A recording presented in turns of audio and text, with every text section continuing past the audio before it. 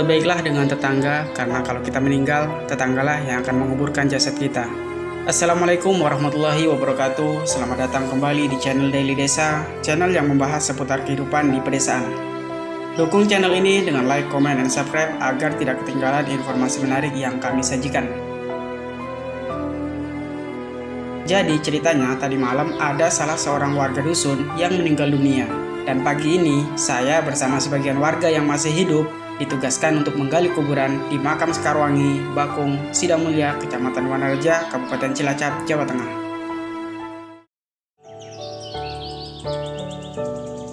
Karena perjalanan menuju makam cukup jauh jika harus ditempuh dengan berjalan kaki, maka saya memutuskan untuk mengendarai sepeda motor. Tapi apesnya, motor yang saya kendarai harus mogok karena kehabisan bensin. Setelah berselang beberapa waktu, akhirnya kakak iparku lewat dan aku ikut bonceng bersamanya. Sepanjang perjalanan dihiasi bendera umbul-umbul, katanya sih untuk memeriahkan hari jadi Kabupaten Cilacap yang ke-167.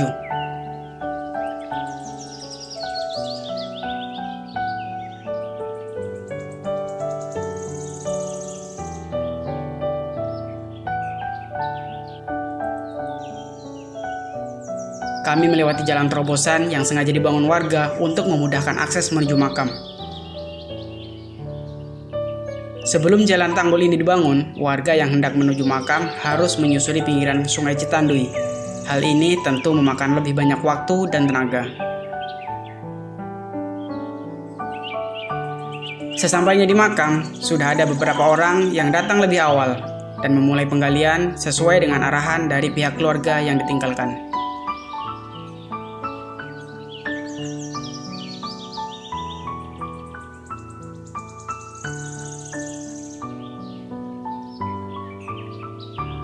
Secara bergantian, kami terus menggali tanah sambil menunggu warga yang lain datang.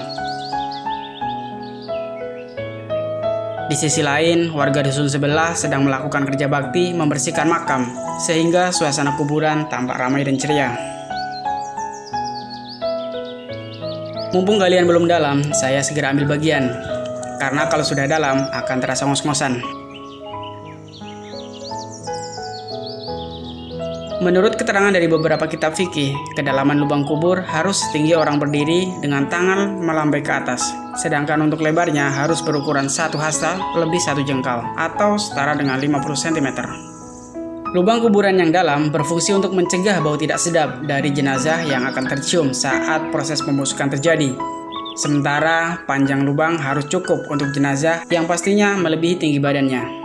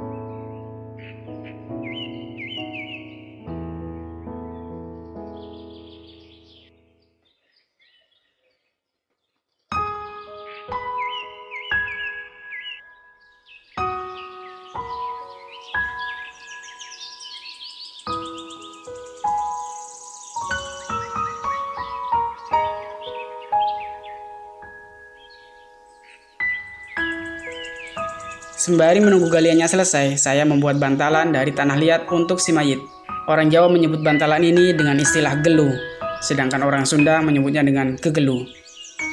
Gelu atau gegelu merupakan tanah yang dibulatkan berdiameter kurang lebih 10 cm yang diperuntukkan bagi sandaran si mayit saat diletakkan di liang lahat.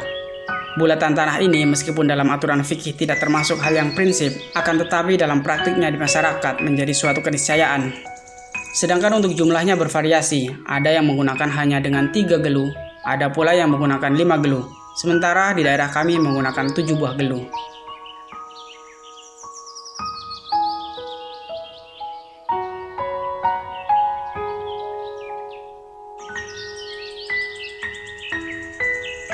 Karena hari mulai panas, salah seorang teman membuat tenda untuk menangkal terik matahari agar para penggali sedikit terayomi. Menggunakan 2 batang bambu dan selembar kain hitam yang diikat ujungnya lalu ditancapkan di sisi timur galian.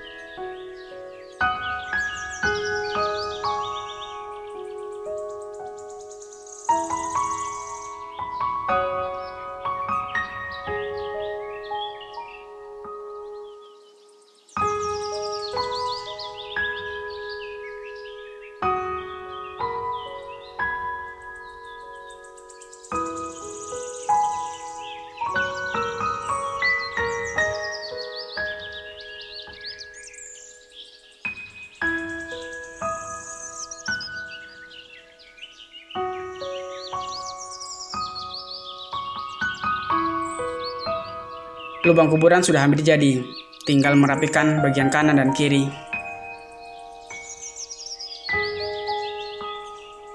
Selanjutnya dibuat lubang kecil sebagai tempat jenazah yang kita kenal dengan liang lahat.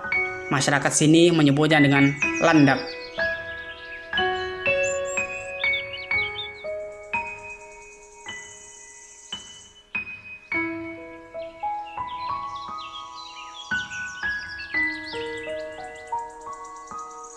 Kuburan sudah jadi dan siap dihuni, tapi jenazahnya masih disolati.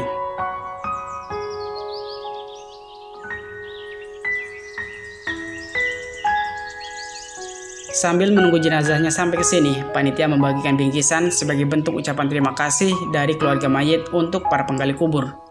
Ingat, ini cuma tradisi, jangan tanya hadis Nabi. Setiap daerah memiliki tradisi yang berbeda-beda. Bagaimana dengan daerahmu? Tulis di komen ya. Emang apa sih si bingkisan tersebut? Mari kita unboxing. Nah, jadi di sini ada 2 bungkus mie instan, sebungkus kacang kering dicampur dengan beberapa bungkus permen, serta sebungkus beras dan sebutir telur ayam. Pesan apa yang ingin disampaikan? Miss you too.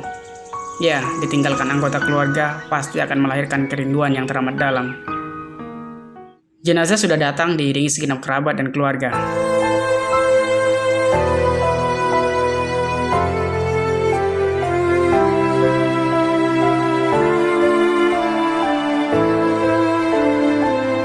Satu persatu tali pengikat dilepas dan kain penutup dibuka.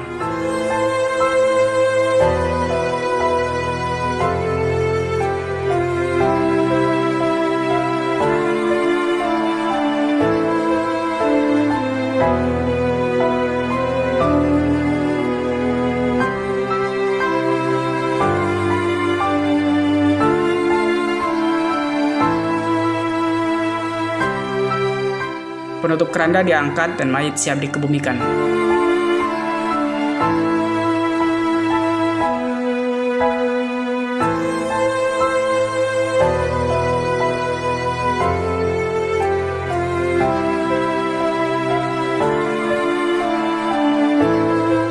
Empat orang menurunkan jenazah, sementara 3 lainnya siap menyangga dari bawah.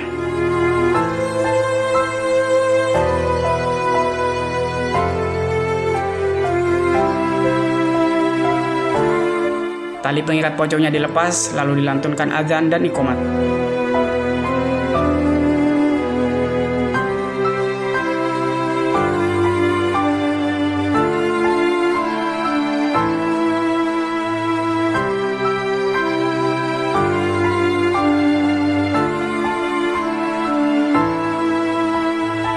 Bambu penyangga dimasukkan dan ditata rapi. Tak lupa pula tikar dan sisa kain pengikat juga turut dikubur bersama sang jenazah.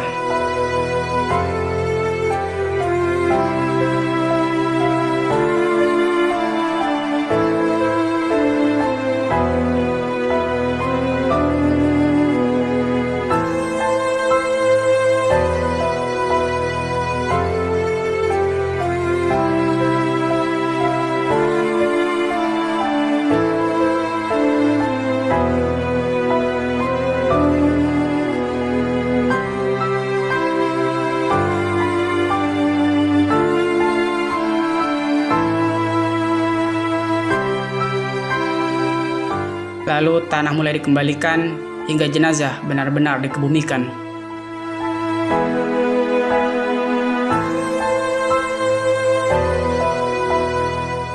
Selanjutnya, Pak Ustadz membacakan talqin. Talqin adalah mengajarkan kalimat tauhid terhadap orang yang baru saja dikubur, serta mengajarinya tentang pertanyaan-pertanyaan kubur dan mendoakan bagi si mayit.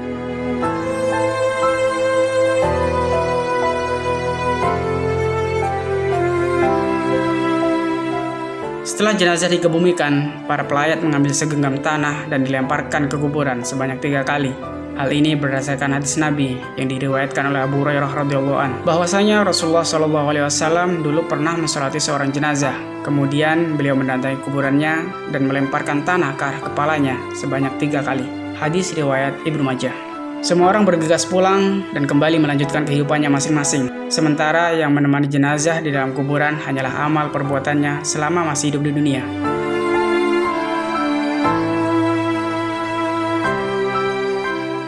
Cukup sekian video kali ini, sampai jumpa di video selanjutnya. Wassalamualaikum warahmatullahi wabarakatuh.